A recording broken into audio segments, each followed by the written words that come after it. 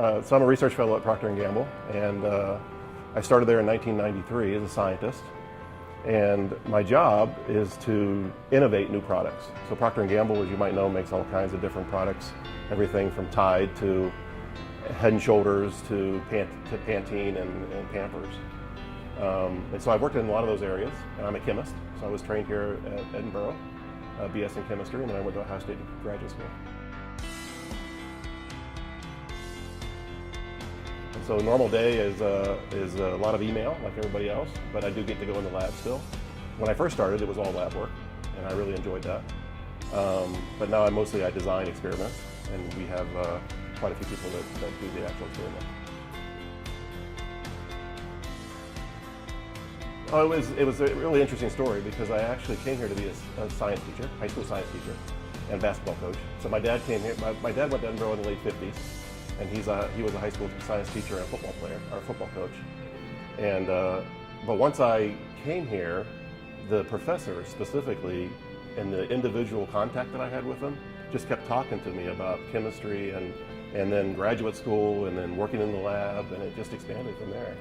So even though I came here with a completely different thing in mind, it was really the professors that did that. So I think you have to love it. And I think you'll know that.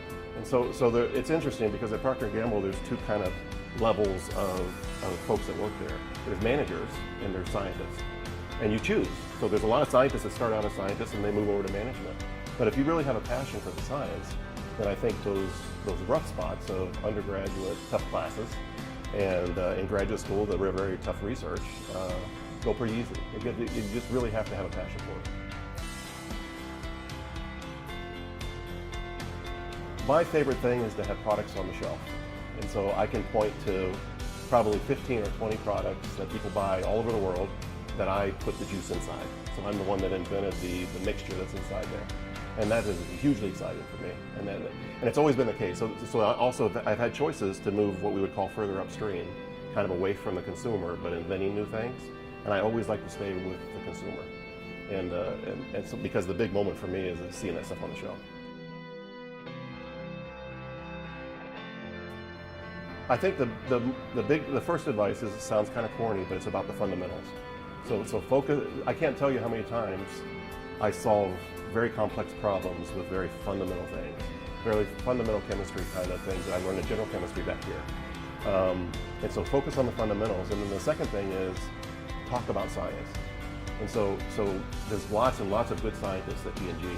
The folks that have the most stuff on the shelf and do the best job of communicating are the ones that can talk about science to anybody. You have to be able to practice talking to your dad or your brother and people that maybe are not interested in science and make it interesting to them.